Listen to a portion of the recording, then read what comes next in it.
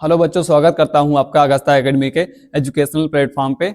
आज का जो हमारा टॉपिक होगा वो मैंने कहा स्थापत्य कला के बारे में होगा। ठीक है, तो हमने कहा भारत के अंदर जिन स्थापत्य कलाओं का विकास हुआ है, चाहे हमने कहा सिंधुकालीन स्थापत्य कला हो, चाहे हमने कहा मौर्यकालीन स्थापत्य कला हो, या उसके बाद कुषाणकालीन, गुप्तकालीन, सल्तनत कालीन और मुगल कालीन स्थापत्य कलाओं का जो विकास हुआ है। ठीक है, तो आज का हमारा टॉपिक होगा जो है स्थापत्य कला के बारे में। और पहली बार हम बात करेंगे सिंधुकालीन स्थापत्य कला के बारे में, और उसके बाद जो है मौर्यकालीन स्थापत्य कला, तत्पश्चात कुषाणकालीन स्थापत्य कला, और उसके बाद मैंने कहा गुप्तकालीन स्थापत्य कला के बारे में। ठीक है, तो इस क्लास में मैं बात करूंगा इन सारे काल के जो है स्थापत्य कलाओं के बारे में। तो पहले मैं देखता हूं जो है इसके अंतर्गत जो है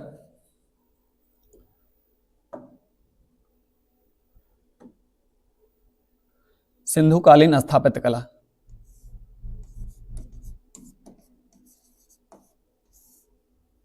सिंधुकालीन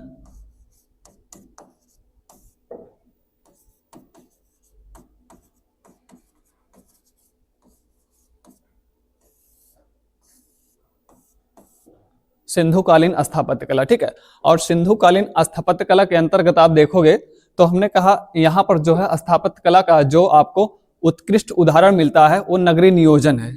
यहाँ की उत्तम नगरीय नियोजन व्यवस्था हमने कहा आज के नगरीय नियोजन व्यवस्था को हमने कहा मात देती है ना। उस समय में जो नगरीय नियोजन व्यवस्था थी सिंधुकालीन सभ्यता में, आज की नगरीय नियोजन व्यवस्था है, उस समय की नगरीय नियोजन व्यवस्था उस हिसाब से अगर कंपेयर करें तब भी जो हमने कहा काफी अग्रणी थी। ठीक है, तो ये जो सिंधुकालीन स्थापत्य कला है यहाँ पर देखेंगे तो इसका जो हमने कहा उत्कृष्ट उदाहरण है इसकी नगरीय नियोजन व्यवस्था।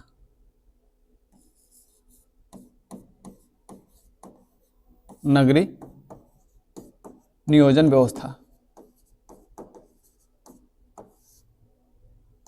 ठीक है, और इस नगरीय नियोजन व्यवस्था में जिस प्रणाली का प्रयोग किया जाता था, जिस पद्धति का प्रयोग किया जाता था नगरों को नियोजित करने में, या मैंने कहा नगरों का निर्माण करने में, वो एक प्रणाली थी। यहाँ पर हमने कहा उसको कहा जाता था ग्रिड प्रणाली, है ना। ग्रिड प्रणाली का ही हमने कहा ज्यादातर हमने कहा प्रयोग किया गया है नगरीय नियोजन व्यवस्था में। उसको क्या कहते थे, मैंने कहा ग्रिड प्रणाली कहा जाता था उसको। तो ग्रिड प्रणाली में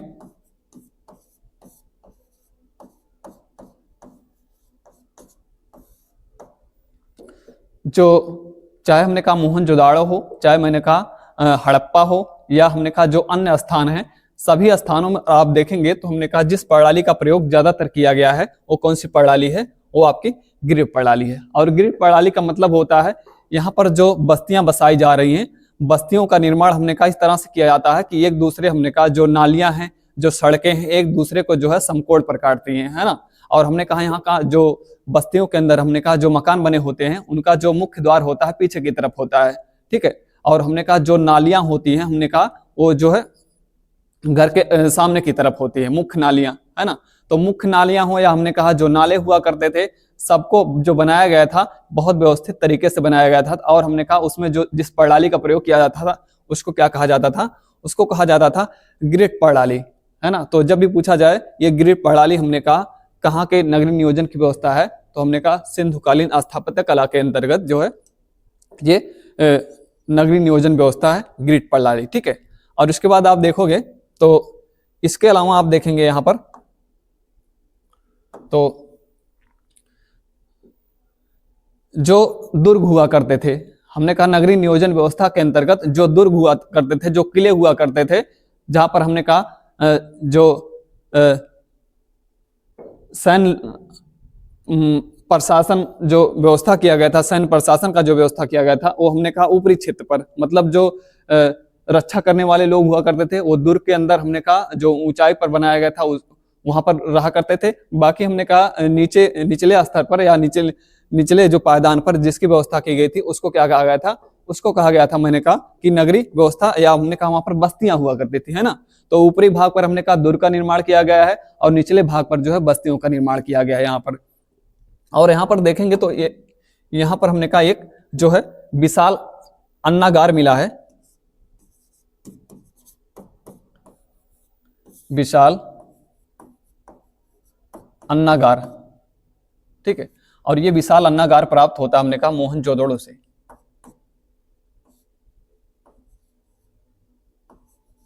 मोहनजोदड़ो, ठीक है। उसके बाद मैंने कहा यहां पर जो है विशाल अन्नागार, विशाल स्नानागार, विशाल स्नानागार, या इसके अलावा हमने कहा मूर्तियां, मूर्तियां, मोहरें, ठीक है। बाकी लिपि, ठीक। तो मैंने कहा विशाल अन्नागार जो प्राप्त होता है कहां से प्राप्त हुआ है, मोहनजोदड़ो से। उसके बाद विशाल स्नानागार, ये भी हमने कहा मोहनजोदड़ो से ही हमको प्राप्त होता है। मतलब जब हमने कहा पुरातात्विक खुदाई की जाती है उसके दौरान हमने कहा ये जो विशाल अन्नागार है मोहनजोदड़ो से मिलता है हमारा, और विशाल स्नानागार है ये भी हमने कहा मोहनजोदड़ो से मिलता है। बाकी हमने कहा ये जो विशाल अन्नागार है हमने कहा ये अनाज रखने की व्यवस्था है। जैसे हमारे यहाँ वर्तमान काल में देखोगे तो सरकार की एक व्यवस्था होती है एफसीआई जिसको कहा जाता है, फूड कॉर्पोरेशन ऑफ इंडिया कहा जाता है, वहां पर हमने कहा भंडारण की व्यवस्था होती है। हमने कहा उसी तरह हमने कहा मोहनजोदड़ो में, या हमने कहा जो सिंधुकालीन स्थापत्य कला था या सिंधुकालीन सभ्यता के अंतर्गत हमने कहा ये व्यवस्था किया गया था विशाल अन्नागार की, है ना, अनाज रखने की व्यवस्था मोहनजोदड़ो में। उसके बाद मैंने, और इसकी जो हमने कहा लंबाई थी, ये कभी कभी पूछा जाता है, तो ये जो विशाल अन्नागार है इसकी लंबाई 150 गुणे 75 मीटर हुआ करती थी, ठीक है। और ये जो विशाल स्नानागार है, मतलब जो नहाने की व्यवस्था, जो हमने कहा जो वहां राजकीय लोग हुआ करते थे वहां पर जो हमने कहा नहाने की व्यवस्था की गई थी, तो वहां पर हमने कहा विशाल स्नानागार, ठीक है। इसको ग्रेट बाथ ऑफ सिंधु सभ्यता भी कहा गया है, कौन सा, ये विशाल स्नानागार। तो इसकी जो लंबाई थी हमने कहा उस समय देखेंगे तो आप, तो हमने कहा 39 गुणे 23 फुट।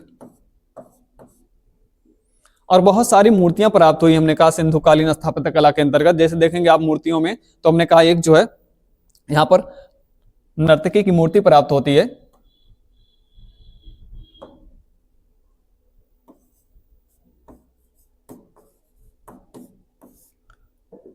एक हमने कहा नटराज की मूर्ति प्राप्त होती है, और एक बूढ़े संत की मूर्ति प्राप्त होती है, ठीक है।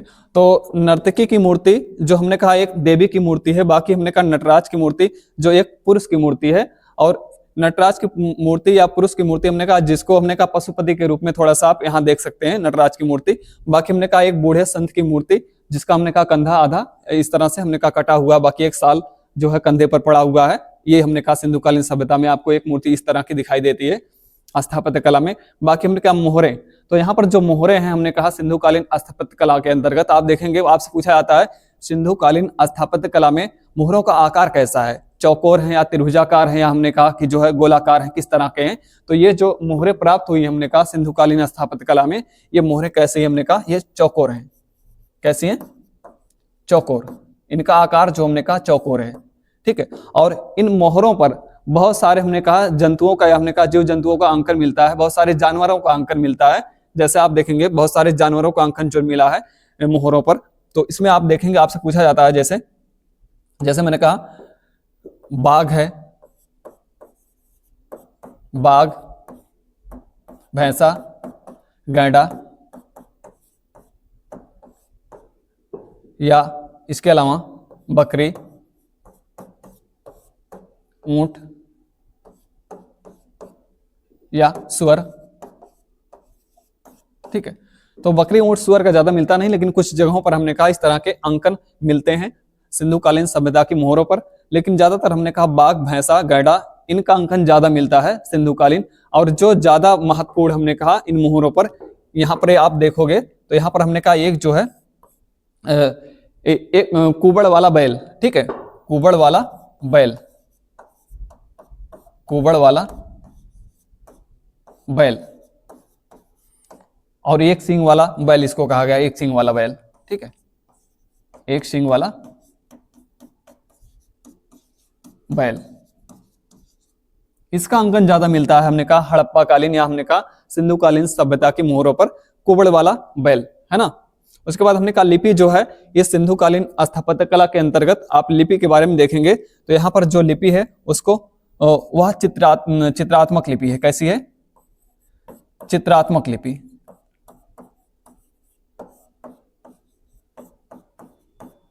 ठीक है, तो जब भी आपको जो है सिंधु कालीन स्थापत्य कला के बारे में पूछा जाए तो हमने कहा नगरीय नियोजन व्यवस्था, और यहाँ पर हमने कहा किस प्रणाली का प्रयोग किया जा रहा है? ग्रिड प्रणाली का प्रयोग।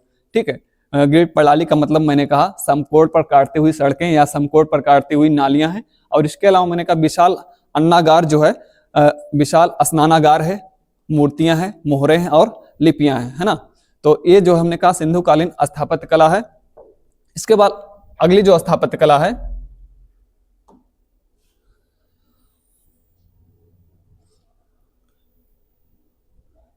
मौर्यकालीन स्थापत्य कला।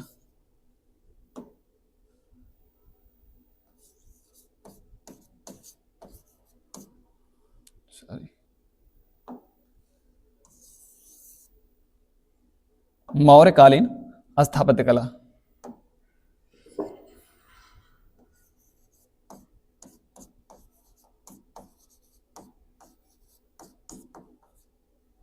मौर्यकालीन स्थापत्य कला। ठीक है, तो देखिए जो मौर्यकालीन स्थापत्य कला है ये जो काल होता है मौर्यकालीन, ठीक है, मौर्यकाल जो होता है इसके अंतर्गत हमने कहा उत्कृष्ट उदाहरण मिलता है किसका? तमाम हमने कहा स्तूपों को निर्माण करने का या गुफाओं का निर्माण करने का। बहुत सारे हमने कहा स्तूपों का निर्माण किया गया, गुफाओं का निर्माण किया गया, गुहाओं का निर्माण किया गया, चैत्य और बिहार आदि का निर्माण किया गया। इस हमने कहा मौर्यकालीन स्थापत्य कला के अंतर्गत। ठीक है, तो मौर्यकालीन स्थापत्य कला का जो विकास हुआ है इसके अंतर्गत हमने कहा ज्यादातर संख्या में आप देखेंगे स्तूपों का निर्माण किया गया है। कहा जाता है कि जो है एक आप देखेंगे बौद्ध धर्म का ग्रंथ है महावंश, उसके अनुसार कहा गया है कि जो है ज्यादातर हमने कहा 84,000 लगभग स्तूपों का जो है निर्माण किया गया है मौर्य काल में, है ना। तो इस स्थापत्य कला के अंतर्गत हमने कहा जो खास विशेषता है वो स्तूपों को लेकर है, और उसके साथ साथ मैंने कहा गुफाओं का, गुहाओं का, चैत्य का, बिहार का, या मैंने कहा स्तंभ लेखों का, है ना, शिलालेखों का निर्माण किया गया है इस स्थापत्य कला के अंतर्गत मौर्य काल में। तो हम देखेंगे यहाँ पर जो है कि ये बिहार क्या होता है, चैत्य क्या होता है, गुफाएं क्या होती हैं, स्तंभ लेख क्या होते हैं, इनके बारे में, या कहाँ कहाँ पर प्रमुख स्तंभ लेख हैं, प्रमुख हमने कहा कहाँ कहाँ पर जो आपके शिलालेख हैं उसके बारे में, ठीक है, बात करेंगे। तो आप देखोगे यहाँ पर, तो मैंने कहा मौर्यकालीन स्थापत्य कला में तो स्तूप, मोहरे, सॉरी स्तूप, इसके अलावा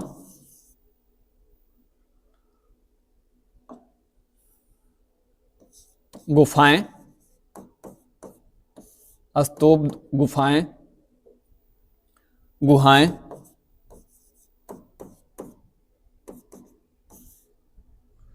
स्तंभ लेख, स्तंभ लेख, चैत्य, चैत्य, बिहार, ठीक है, शिलालेख, शिलालेख आदि प्राप्त होते हैं ना। तो मैंने कहा मौर्यकालीन स्थापत्य कला में तो स्थापत्य कला के अंतर्गत हमने कहा जो जो निर्माण कार्य किए गए उसमें आप देखोगे स्तूपों का निर्माण सबसे ज्यादा हुआ है। मैंने कहा महावंश के अनुसार, जो बौद्ध धर्म का एक ग्रंथ महावंश, उसके अनुसार जो है 84,000 स्तूपों का साक्ष्य मिलता है मौर्यकालीन स्थापत्य कला के अंतर्गत। ठीक है, और मैंने कहा बहुत सारी गुफाओं का निर्माण किया गया है, गुहाएं जो है इसका निर्माण किया गया है, स्तंभ लेखों का निर्माण किया गया, बाकी चैत्य, बिहार और शिलालेखों का हमने कहा यहाँ पर निर्माण किया गया है। तो ये जो स्तूप है हमने कहा इसका साक्ष्य ज्यादा मिलता है हमने कहा बौद्ध धर्म के ग्रंथ,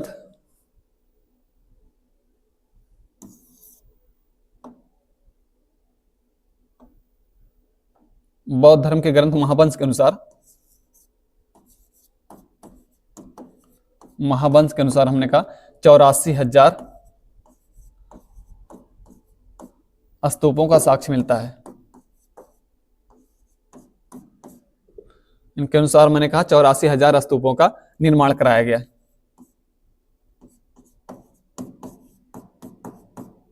ठीक है, तो स्तूप क्या थे? तो ये स्तूप हमने कहा इस तरह के जो निर्माण हुआ करते थे, वहां पर हमने कहा बौद्ध धर्म से संबंधित जो उनके अनुयायी हुआ करते थे, या हमने कहा जो गुरु हुआ करते थे, उनका यहाँ पर हमने कहा जो रखा जाता था अंतिम संस्कार के बाद जो है उनके अवशेष जो रखे जाते थे यहीं पर रखे जाते थे स्तूपों के अंदर, है ना। तो अवशेषों को रखने के लिए हमने कहा मौर्यकालीन जो है स्तूपों का निर्माण किया गया, या मौर्य काल में हमने कहा जो स्तूपों का निर्माण किया गया किस लिए किया गया है, वो किया गया हमने कहा अवशेषों को रखने के लिए, है ना। तो महावंश के अनुसार हमने कहा 84,000 स्तूपों का निर्माण मिलता है हमने कहा इस मौर्य काल के स्थापत्य कला के अंतर्गत। उसके बाद मैंने कहा गुफाएं हैं, बहुत सारी गुफाओं का निर्माण किया गया। गुफाएं हमने कहा रहने के लिए जो संत हुआ करते थे इस काल में, मौर्य काल में, जो हमने कहा इनके बौद्ध धर्म के अनुयायी हुआ करते थे, वो हमने कहा अनुयायी का मतलब जो उनके संत हुआ करते थे, वो हमने कहा इन गुफाओं में रहने के लिए निर्माण किया गया था। ठीक है, वो पर्वतों को काटकर गुफाओं का निर्माण किया गया था। बाकी बहुत सारी हमने कहा गुहाएं उसी से संबंधित हमने कहा पर्वतों को काटकर गुहाओं का निर्माण किया गया था। बाकी स्तंभ लेख, तो बहुत सारे स्तंभ लेख लिखवाए गए जो हमने कहा बौद्ध धर्म से संबंधित उनके जो सारी बातें हुआ करती थी धर्म से रिलेटेड, या हमने कहा जो धार्मिक या हमने कहा सैद्धांतिक जो बातें हुआ करती थी उसको हमने कहा इसके अंतर्गत हमने कहा स्तंभ लेखों के अंतर्गत, या हमने कहा मौर्य काल में जो शासक हुआ करते थे उनके विजय से संबंधित हमने कहा सारी बातें इसमें स्तंभ लेखों में लिखी जाती थी। ठीक है, बाकी चैत्य हुआ करता था, बिहार हुआ करता था। चैत्य में हमने कहा जो है जो पूजा स्थल होता था मौर्य काल में या हमने कहा बौद्ध काल में, उसको चैत्य कहा गया है। बाकी बिहार जो हुआ करता था संतों के रहने का स्थान होता था बिहार। ठीक है, बाकी शिलालेख उसी तरह से हमने कहा छोटे छोटे पत्थरों पर हमने कहा इस तरह, जैसे हमने कहा वर्तमान काल में हमने कहा कोई जब भी हमने कहा उद्घाटन वगैरह होता है वहां पर एक शिलालेख लगा दिया जाता है ना, तो उस दौरान हमने कहा इस तरह के शिलालेखों का निर्माण किया जाता था। ठीक है, तो हम बात करेंगे जो प्रमुख स्तूप हैं या हमने कहा जो शिलालेख हैं उनके बारे में, या बहुत सारी हमने कहा जो आपके स्तंभ लेख हैं उनके बारे में। जैसे आप देखोगे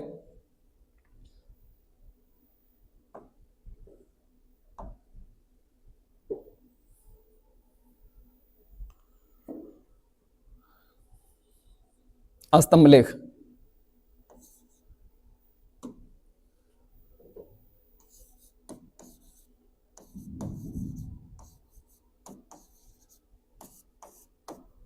देखिए जो स्तंभ लेख हमने कहा मौर्य काल में हुआ करते थे, स्तंभ लेखों पे हमने कहा ये बहुत बड़े बड़े हुआ करते थे। ठीक है, स्तंभ लेख हमने कहा बहुत बड़े बड़े इस तरह से पत्थर के टुकड़े, बड़े बड़े पत्थर के टुकड़े हमने कहा लगाए जाते थे और उस पर हमने कहा लिखा जाता था, चाहे हमने कहा बहुत बौद्ध धर्म के ग्रंथों के बारे में लिखा जाए, उनके जो उपदेश हैं उनके बारे में लिखा जाए, जो शिक्षाएं हैं उसको लिखा जाए, या हमने कहा शासकों के हमने कहा जो उपलब्धियां होती हैं उसको लिखा जाता था स्तंभ लेखों में।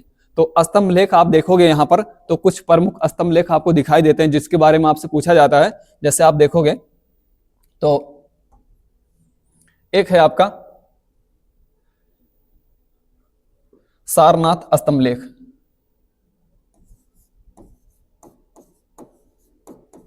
सारनाथ स्तंभ लेख।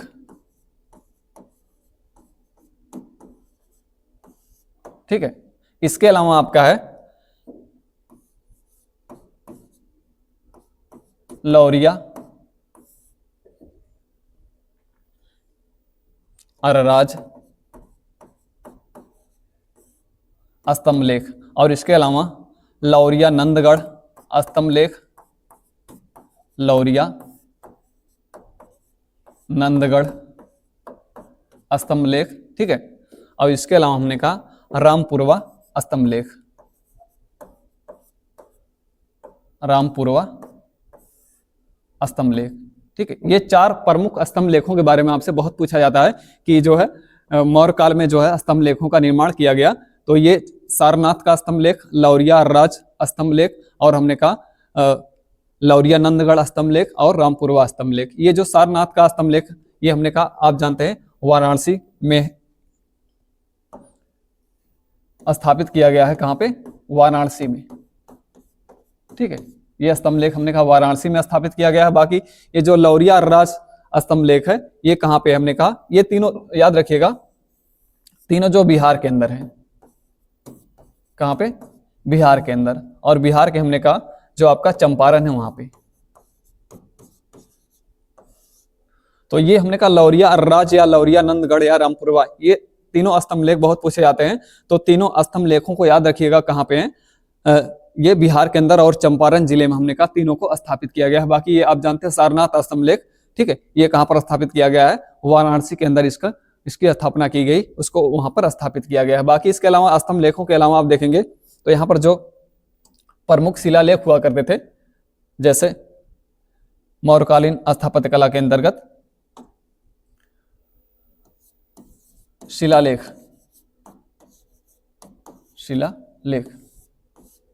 तो कुछ शिलालेख आप यहां देखते होंगे, जैसे मैंने कहा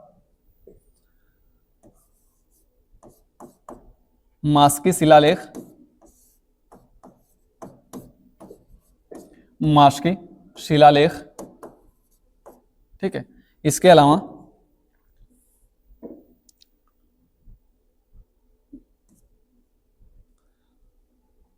संकिसा शिलालेख,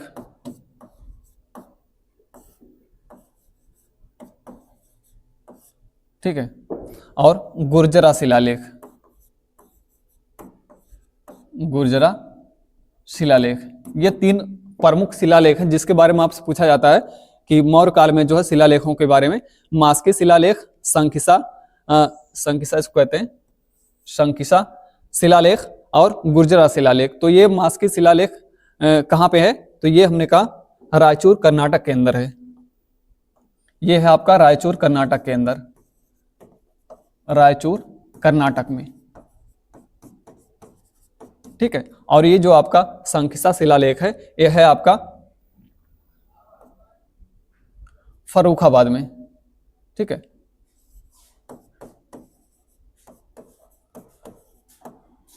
फर्रुखाबाद के अंदर। और उसके बाद गुर्जरा शिलालेख का जो निर्माण किया गया है, इसको जो स्थापित किया गया है, यह किया गया है आपका मध्य प्रदेश के दतिया में।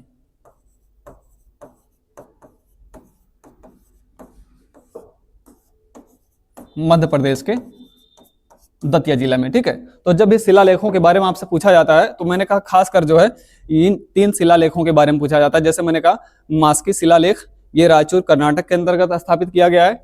बाकी जो है संकिसा शिलालेख जो है ये फर्रुखाबाद में स्थापित किया गया है।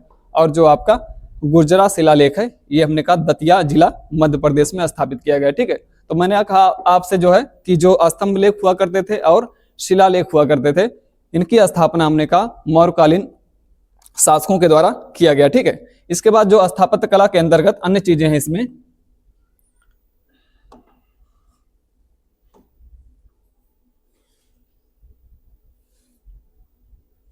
गुफाएं,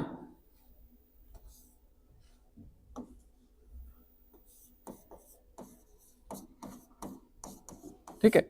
गुफाएं, बहुत सारे गुफाओं का निर्माण किया गया मौर्य काल में। और ये गुफाओं का निर्माण हमने कहा जो बौद्ध धर्म से संबंधित, हमने कहा जो संत हुआ करते थे उनके रहने के लिए हमने कहा गुफाओं का निर्माण किया जाता था। तो ये गुफाओं में देखेंगे आप, जैसे मैंने कहा बिहार के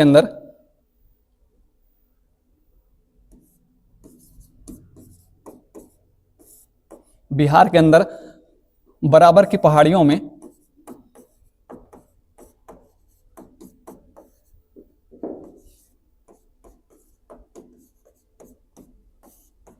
ठीक है। तो बिहार के अंदर बराबर की पहाड़ियों में जो है प्रमुख गुफाओं का निर्माण किया गया। जैसे आप यहाँ गुफाओं को देखेंगे तो यहाँ पर हैं गुफाएं, जैसे लोमस ऋषि की गुफा,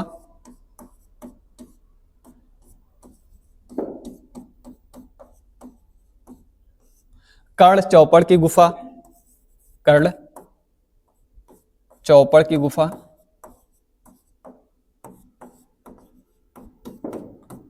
ठीक है। और इसके अलावा हमने कहा विश्व झोपड़ी, विश्व झोपड़ी, ये 3 महत्वपूर्ण गुफाएं आपको बिहार के अंदर दिखाई देती हैं। तो आपसे पूछा जाता है मौर्य काल में जो है जिन गुफाओं का निर्माण किया गया और उन गुफाओं के अंदर हमने कहा लोमस ऋषि की गुफा कहाँ पर है, या कभी कभी पूछ लिया जाता है किस पहाड़ी पर। मैंने कहा जो है ये बराबर की पहाड़ियों पर इन 3 गुफाओं का, प्रमुख गुफाओं का निर्माण किया गया जो है, ठीक है। लोमस ऋषि की गुफा, कर्ण चौपड़ की गुफा, या मैंने कहा विश्व झोपड़ी, ये भी गुफा का ही नाम है। तो ये 3 गुफाओं का निर्माण बिहार के अंदर किया गया, ठीक है। इसके बाद आता है हमने कहा स्तूप।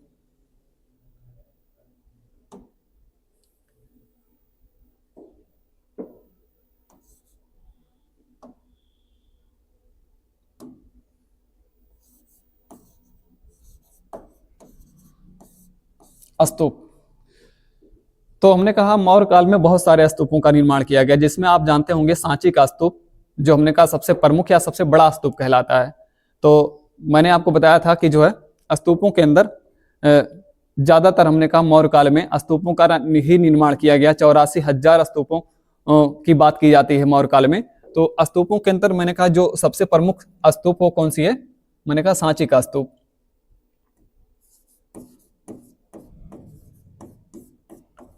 सांची का स्तूप, ठीक है।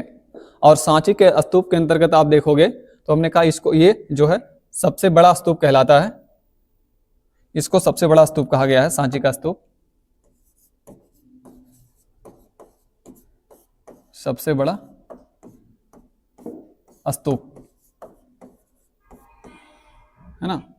और इसके अलावा स्तूपों में आप देखेंगे तो सांची का स्तूप, धमेख स्तूप, धमेख स्तूप, ठीक है।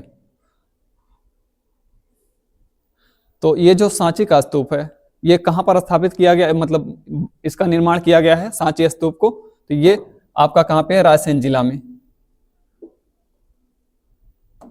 ये है आपका रायसेन जिला, मध्य प्रदेश।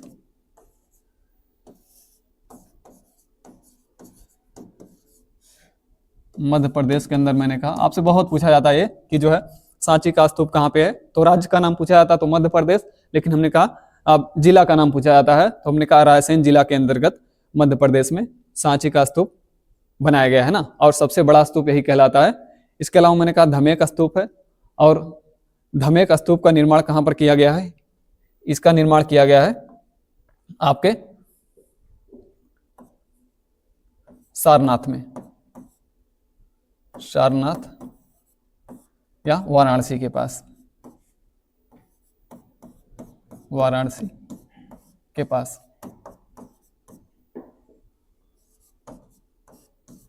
ठीक है।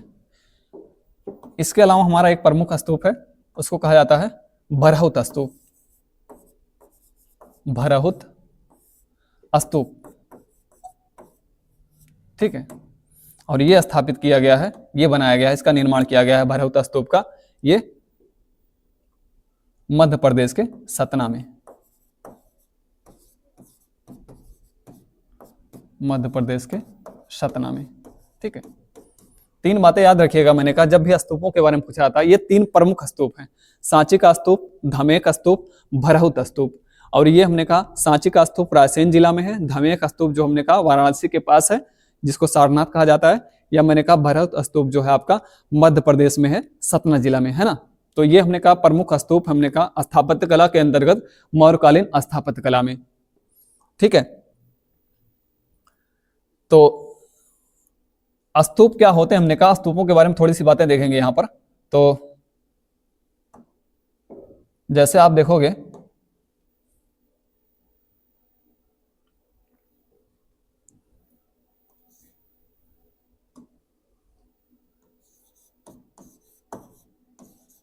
स्तूप,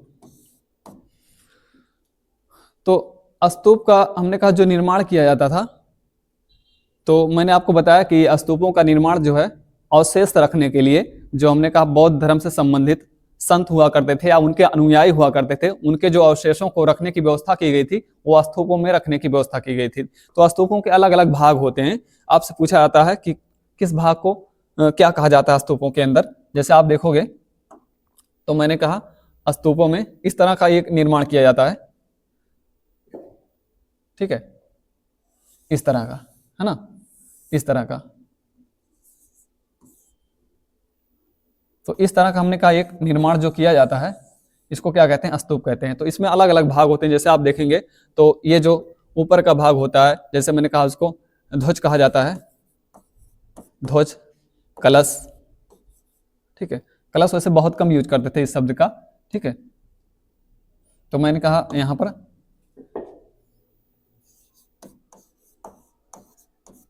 स्तूप के अंतर्गत ध्वज, ठीक है, यष्टि, यष्टि, हर्मिका,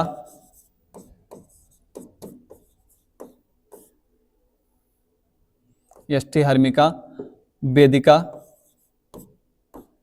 वेदिका, वेदी, वेदी, तोरण, ठीक है, तोरण या इसको तोरण द्वार भी कहते हैं, तोरण द्वार। तो ध्वज, यष्टि। तो आपसे स्तूपों के बारे में कभी ऐसा पूछा जाता है कि स्तूप के इस पार्ट को या इस भाग को क्या कहते हैं। जैसे मैंने कहा ध्वज किसको कहा जाता है, यष्टि। ध्वज आप जानते हैं हमेशा जो है ऊपरी भाग में रहता है उसको ध्वज कहते हैं। लेकिन हमने कहा जब आपसे अगर पूछ लिया जाए कि यष्टि क्या है या हर्मिका क्या है, स्तूप का कौन सा पार्ट है या कौन सा भाग है, या वेदिका क्या है, वेदी क्या है, या तोरण द्वार कहाँ पर होता है, तो आप जो है कंफ्यूज हो जाएंगे, आपको नहीं पता होगा कि किस भाग को ये कहते हैं ना। तो देखिए आप अगर इसको देखना चाहें तो इस तरह से हमने कहा इसको देख सकते हैं। जैसे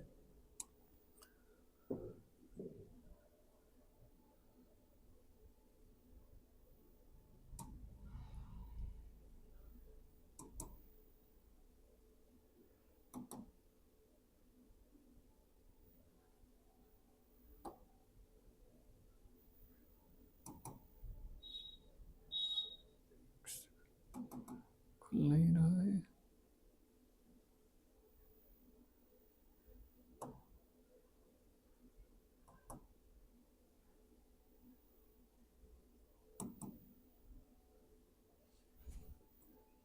ठीक है। देखिए ये जो है हमने कहा जब भी आपके आपसे स्तूपों के बारे में पूछा जाता है तो ये चीजें याद रखिएगा। जैसे देखिए ये जो हमने कहा ऊपर का भाग है इसको छत्रक कहते हैं, ठीक है, इसको छत्र कहा जाता है, इसको छत्रक कहा जाता है। बाकी हमने कहा ये जो ये वाला भाग है ये, ठीक है, इसको क्या कहते हैं, इसको यष्टि कहते हैं।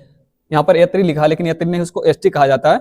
और ये जो हमने कहा विशाल भाग होता है इसको अंड या अंडज कहा गया है स्तूपों में, ठीक है। ये जो आपको विशाल भाग दिखाई दे रहा है इसको क्या कहते हैं, जो आपको एक गुंबदाकार आकृति दिखाई दे रही है इसको क्या कहा जाता है, इसको अंड या अंडज कहा गया है, ठीक है। बाकी ये जो चीज है ये जो आप देख पा रहे होंगे ये वाला, ठीक है, इसको हर्मिका कहा जाता है। इसको क्या कहते हैं, हमने कहा इसको हर्मिका कहते हैं, ये वाला भाग, ठीक है, ये वाला, ये जो आपको दिखाई दे रहा है इसको क्या कहते हैं, इसको हर्मिका कहा जाता है। और हर्मिका में ही हमने कहा जो है बौद्ध धर्म के जो संबंधित संत हुआ करते थे या उसके अनुयायी हुआ करते थे उनके अवशेषों को रखा जाता था। तो अवशेषों को कहाँ रखा जाता था ये आपसे पूछा जाता है, तो ये हर्मिका के अंदर ही अवशेष रखे जाते थे, ठीक है। और उसके ऊपर जो हमने कहा एक छड़ लगी होती थी उसको यत्री कहा जाता था। और ऊपरी भाग में हमने कहा ध्वज या छत्र हुआ करता था। बाकी ये जो हमने कहा ये जो चारों ओर इसका चक्कर लगाया जाता था जिसको हमने कहा दक्षिणापथ कहा गया है या पर दक्षिणापथ कहा गया है, इसी को मेधी कहते हैं, है ना। ये इसके ये जो हमने कहा चारों ओर चक्कर लगाने का जो रास्ता है और उस रास्ता से जो जुड़ी हुई दीवार हुआ करती थी उसको मेधी कहा गया है। इसको क्या कहते हैं, हमने कहा इसको मेधी कहा गया है ना। जो चारों ओर चक्कर लगाते हैं लेकिन किनारे किनारे जो दीवार है उसको मेधी कहते हैं। बाकी ये वेदिका है। वेदिका का मतलब हमने कहा जो स्तूपों को घेरा रहता था, हाँ, एक बेड़ा बनाया जाता है ना। इसको हमने कहा बेड़ा कहा गया है, जो बाढ़ कहते हैं उसको उस समय में। तो बाढ़ है या बेड़ा है हमने कहा उसको वेदिका कहा गया है। ये जो हमने कहा ये आकृति इसको वेदिका कहते हैं ना। और ये हमने कहा जो घेरा बनाया गया इसको बाढ़ कहा गया है। और ये जो मुख्य गेट होता था, मुख्य हमने कहा द्वार होता था, उसको तोरण द्वार कहा जाता था, इसको तोरण द्वार कहते थे, है ना। तो हमने कहा कभी कभी ये पूर्वी तोरण द्वार होता था, या हमने कहा इस तरह से, सॉरी, पश्चिमी तोरण द्वार और पूर्वी तोरण द्वार। ठीक है, तो दो तोरण द्वार हुआ करते थे, एक हमने कहा पश्चिमी, एक पूर्वी तोरण द्वार। ठीक है, तो इस तरह से आप जब भी पूछा जाए 3-4 बातें याद रखिएगा।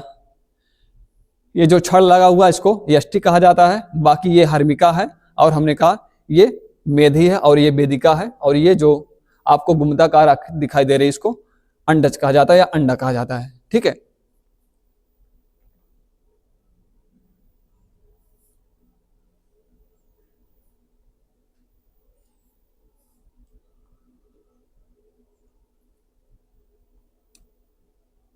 ठीक, आगे देखिएगा। मैंने कहा तो ध्वज क्या होता है, या हमने कहा जो उसका यष्टि क्या होता है, हर्मिका क्या होती, वेदिका किसको कहते हैं, वेदी किसको कहते हैं, स्तंभों के अंदर, और तोरण द्वार किसको कहा जाता है, जो मुख्य गेट होता है, मुख्य द्वार होता है, उसको तोरण द्वार कहते हैं। ठीक है, इसके अंतर्गत। इसके बाद आप देखोगे तो स्थापत्य कला के अंतर्गत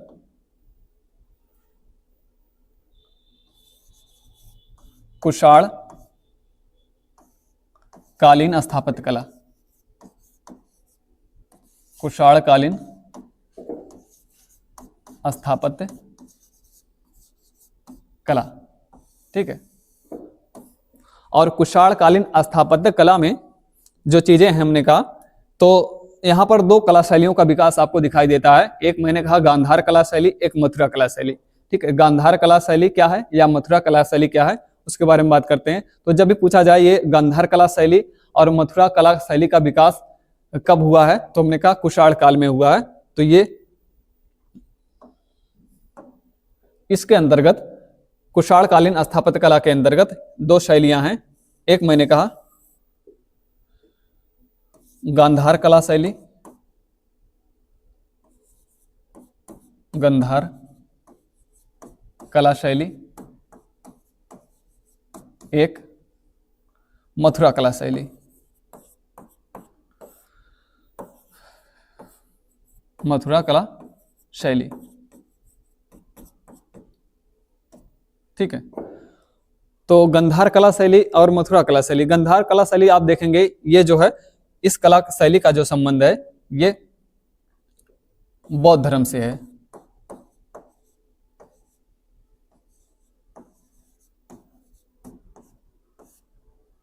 ठीक है, और ये जो मथुरा कला शैली है इसका संबंध मैंने कहा बौद्ध धर्म, बौद्ध धर्म, जैन धर्म, जैन धर्म और हिंदू धर्म। तो गांधार कला शैली का जो विकास हुआ है, गांधार कला शैली का, तो इसका संबंध हमने कहा बौद्ध धर्म से है। बौद्ध की ज्यादातर मूर्तियां, हमने कहा अधिकतर मूर्तियां बौद्ध की जो बनाई गई हैं वो जो है किस कला शैली में बनाई गई है, बौद्ध धर्म से।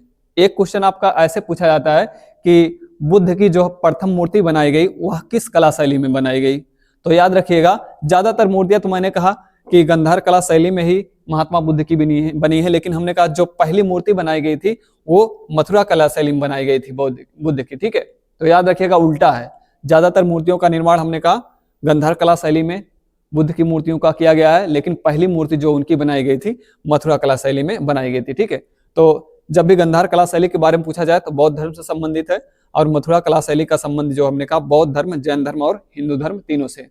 और हमने कहा ये जो इसका निर्माण किया जाता था मूर्तियों का यहाँ पर, तो धूसर रवेदार पत्थरों का प्रयोग किया जाता था, पत्थरों का प्रयोग। ठीक है, और यहां पर जो है मैंने कहा जो मथुरा कला शैली में यहां पर हमने कहा रवेदार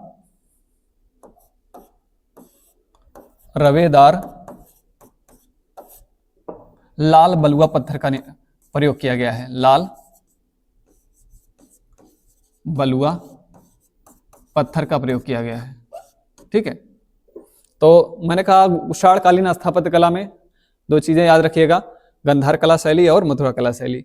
गंधार कला शैली बौद्ध धर्म से संबंधित है, और मथुरा कला शैली हमने कहा तीन धर्म, बौद्ध धर्म, जैन धर्म और हिंदू धर्म से संबंधित है। और हमने कहा जो निर्माण में हमने कहा सामग्री का प्रयोग किया गया वो धूसर रवेदार पत्थरों का प्रयोग किया गया है गंधार कला शैली में, और मथुरा कला शैली में हमने कहा रवेदार लाल बलुआ पत्थर का प्रयोग किया गया। ठीक है, इसके बाद जो हमने कहा स्थापत्य कला है,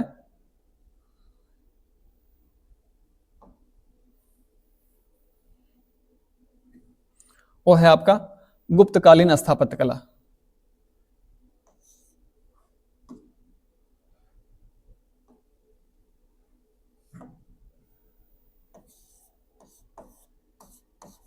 गुप्तकालीन स्थापत्य कला,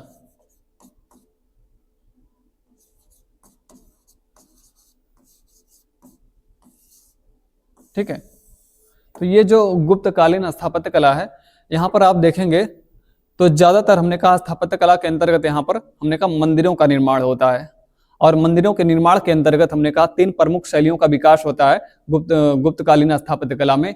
एक मैंने कहा जो है नागर शैली का विकास होता है, एक द्राविड़ शैली का विकास होता है, और दोनों को मिक्स करके दोनों को मिलाकर एक तीसरी शैली आती है, उसको कहा जाता है बेसर शैली। ठीक है, तो मैंने कहा नागर शैली और द्राविड़ शैली, और हमने कहा तीसरी जो शैली होती है बेसर शैली। इन तीन शैलियों का प्रयोग किया जाता है जो है स्थापत्य कला के अंतर्गत, गुप्तकालीन स्थापत्य कला के अंतर्गत। तो मैंने कहा तीन प्रमुख शैलियां कौन कौन सी यहाँ पर हैं आपको दिखाई देती हैं। तो मैंने कहा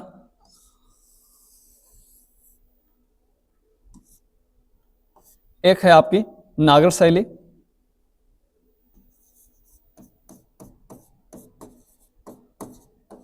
नागर शैली, और दूसरी जो है द्राविड़ शैली।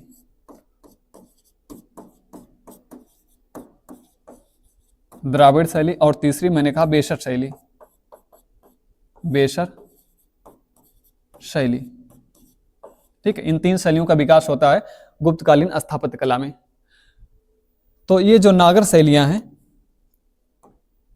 इस नागर शैली के अंतर्गत आप देखेंगे तो ज्यादातर हमने कहा जिन मंदिरों का निर्माण हुआ है वो उत्तर भारत में हुआ है। जैसे मैंने कहा उड़ीसा है, महाराष्ट्र है, ठीक है, मध्य प्रदेश है, उत्तर प्रदेश है, इन सारे क्षेत्रों में हमने कहा जिन शैलियों का प्रयोग मंदिरों को निर्माण करने में किया गया है वो हमने कहा कौन सी शैली है, वो नागर शैली है। ठीक है, तो ये हमने कहा नागर शैली जो है उत्तरी भारतीय शैली कहलाती है। इसके अंतर्गत उत्तरी भारतीय मंदिर निर्माण कला शैली, मंदिर निर्माण कला शैली। ठीक है, और उसके बाद द्राविड़ शैली हमने कहा इसको दक्षिणी भारतीय मंदिर निर्माण कला शैली कहा जाता है, निर्माण कला शैली।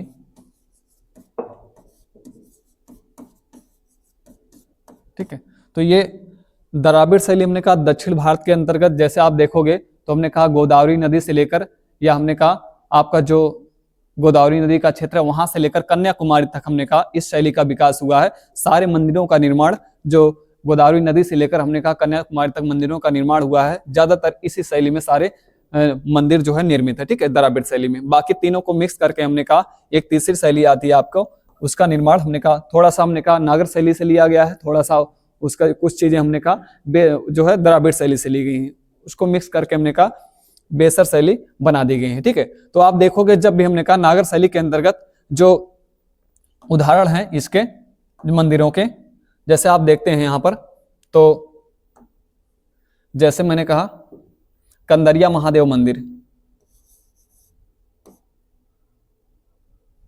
एक मिनट,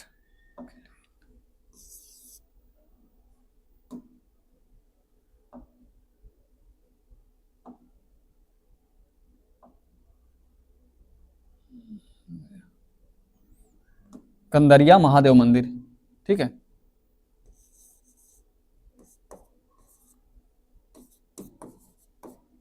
कंदरिया महादेव मंदिर। तो इसके अलावा कंदरिया महादेव मंदिर के अलावा खजुराहो के जो मंदिर हमने कहा, खजुराहो के मंदिर, खजुराहो के मंदिर।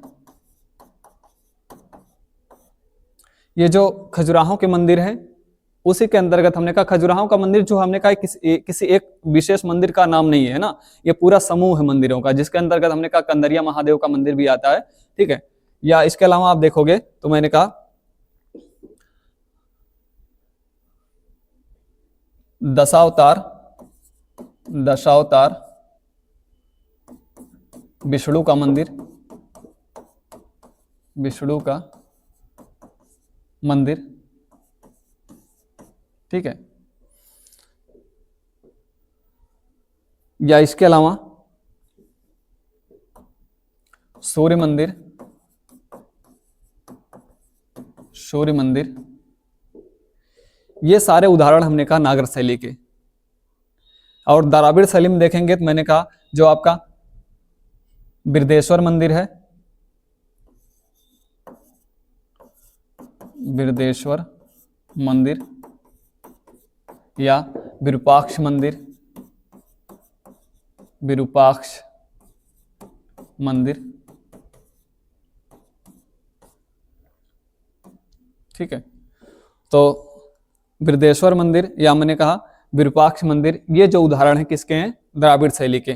तो हमसे पूछा जाता है कि बृहदेश्वर मंदिर या विरूपाक्ष मंदिर ये सारे मंदिर कहाँ पर हैं, या हमने कहा इनका निर्माण किसके द्वारा किया गया है। बेसर शैली में आप देखते हैं हमने कहा जो आपका यही जो जिसको हमने कहा दशावतार विष्णु मंदिर कहा जाता है, ये इसका उदाहरण है बेसर शैली का, दशावतार मंदिर, दशावतार मंदिर। ठीक है, या हमने कहा कानपुर का भीतरगांव का मंदिर, भीतरगांव का मंदिर उदाहरण हमने कहा बेसर शैली का। ठीक है, इसको हम देखते हैं कि ये जो प्रमुख मंदिरों का निर्माण कराया गया है किन शासकों के द्वारा और कहां पर कराया गया है। जैसे आप देखोगे इसको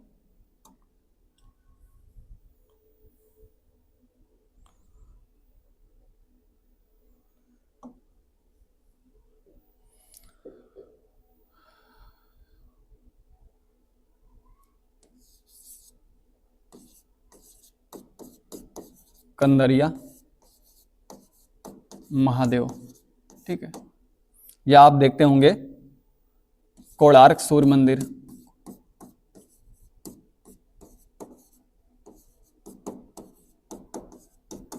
देखिए जो सूर्य मंदिर हमने कहा ये सूर्य मंदिर 3 स्थानों पर है। एक हमने कहा मुढेरा में गुजरात के अंदर एक सूर्य मंदिर है, एक मैंने कहा जम्मू कश्मीर के अंदर मारतंड में। ठीक है, वहां पर हमने कहा सूर्य मंदिर है, सूर्य मारतंड सूर्य मंदिर कहलाता है। एक हमने कहा आपका जो है कोणार्क उस उड़ीसा के अंदर सूर्य मंदिर है। ठीक है, तो मैंने कहा कोणार्क सूर्य मंदिर या हमने कहा मुढेरा सूर्य मंदिर, मुढेरा सूर्य मंदिर, और इसके अलावा मारतंड सूर्य मंदिर, मारतंड सूर्य मंदिर। ठीक है, और जगन्नाथ, जगन्नाथ मंदिर,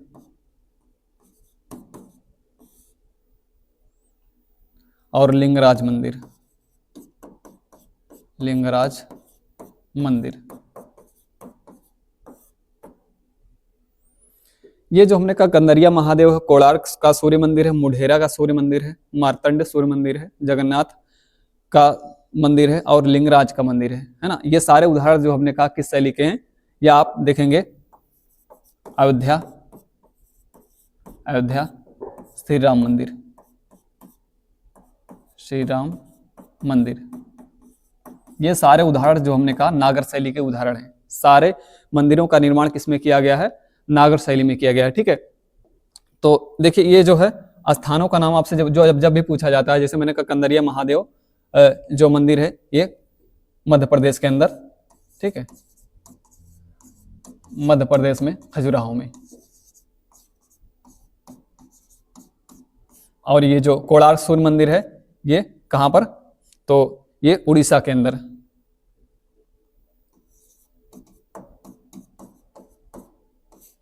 उड़ीसा के अंदर कोणार्क में। कोणार्क में। बाकी मोढेरा सूर्य मंदिर मैंने कहा ये गुजरात के अंदर, गुजरात के अंदर मोढेरा में, ठीक है, मोढेरा कहते हैं इसको। बाकी मैंने कहा मार्तंड का जो है ये कश्मीर के अंदर है, जम्मू कश्मीर के अंदर।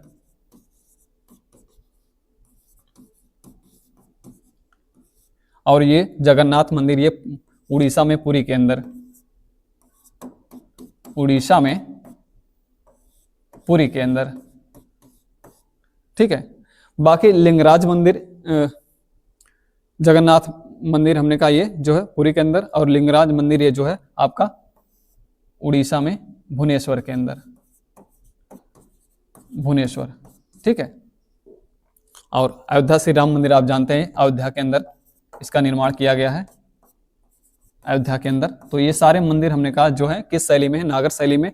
और आपसे पूछा जाता है कि किस स्थान पर है या इनका निर्माण किनके द्वारा कराया गया है, तो जब भी देखेंगे कंदरिया महादेव मंदिर का निर्माण जो कराया गया है ये गुप्त शासकों के द्वारा कराया गया है। किसके द्वारा? मैंने कहा गुप्त शासकों के द्वारा,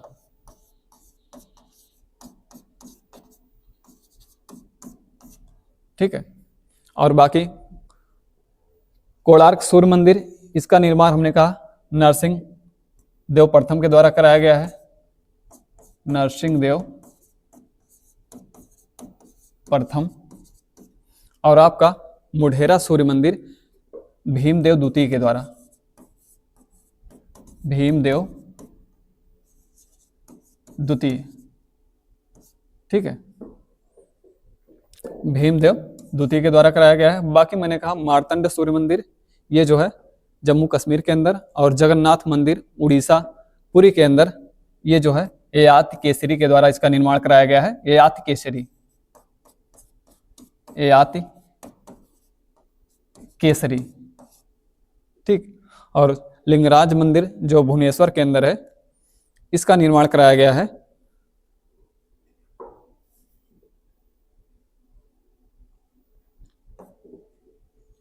अनंत बर्मन,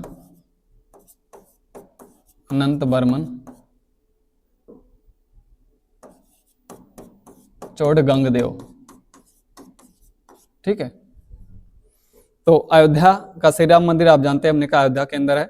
और हमने कहा जब भी आपको इसके अंतर्गत पूछा जाए कि इन मंदिरों का निर्माण किसके द्वारा कराया गया है, तो आपकी सारी बातें जो हमने कहा याद होनी चाहिए कि इन मंदिरों का निर्माण किसके द्वारा कराया गया है, ठीक है।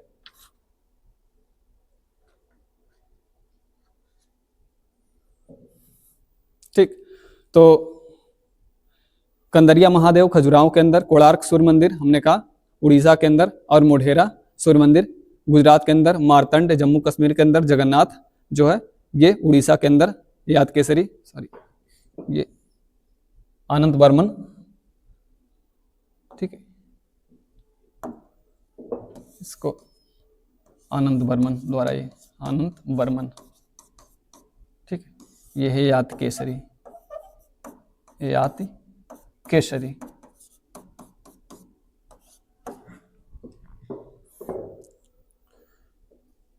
ठीक है। इसके बाद जो चीजें हैं आपको इसके अंतर्गत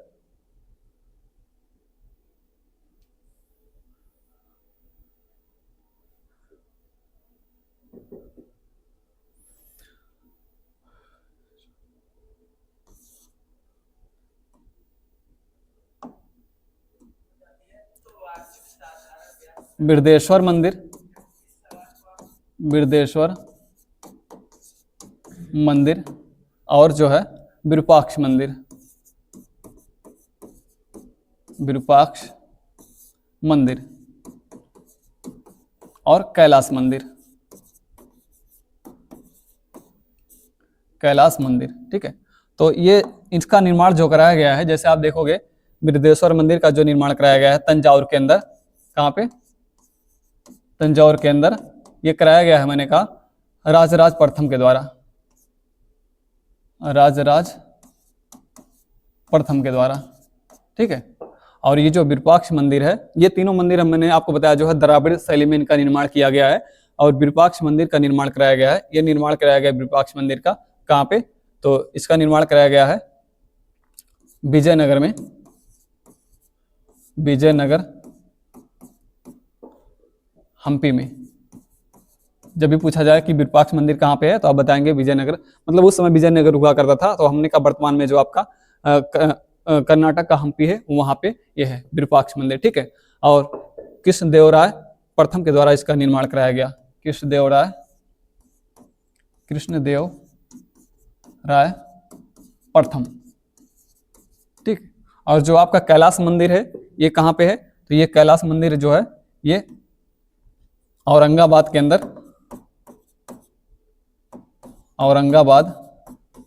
औरंगाबाद का नाम अब बदल कर हो गया है छत्रपति शिवाजी महाराज नगर, है ना।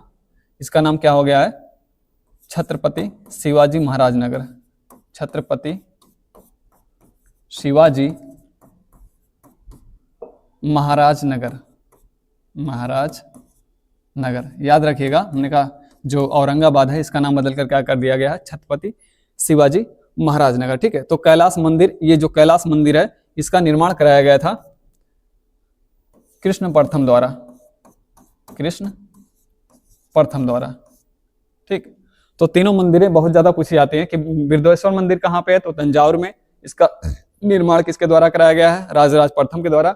बाकी मैंने कहा विरूपाक्ष मंदिर, इसका जो निर्माण कराया गया है हमने कहा कृष्णदेव राय प्रथम के द्वारा कराया गया है। और जो ये कहाँ पे है, हमने कहा हम्पी के अंदर। बाकी कैलाश मंदिर ये औरंगाबाद, या जिसका हमने कहा वर्तमान नाम है छत्रपति शिवाजी महाराज नगर, और इसका निर्माण कराया गया, इस मंदिर का निर्माण कराया गया आपका कृष्ण प्रथम के द्वारा, ठीक है। तो हमने कहा जो स्थापत्य कला के अंतर्गत जो सिंधुकालीन स्थापत्य कला था, उसके बाद मैंने कहा मौर्यकालीन स्थापत्य कला था, और उसके बाद कुषाणकालीन स्थापत्य कला, तत्पश्चात मैंने कहा आपका जो है गुप्तकालीन स्थापत्य कला, ठीक है। और गुप्तकालीन स्थापत्य कला में हमने कहा 3 शैलियां, नागर शैली और बेसर शैली, बाकी उसके बाद मैंने कहा द्राविड़ शैली, है ना। 3 शैलियों के बारे में बात किया। अगली जो हमने कहा अगला टॉपिक होगा, अगला जो स्थापत्य कला के अंतर्गत हमने कहा सारी बातें हैं अगले क्लास में बात करूंगा, ठीक है। आज के लिए इतना ही, थैंक यू वेरी मच।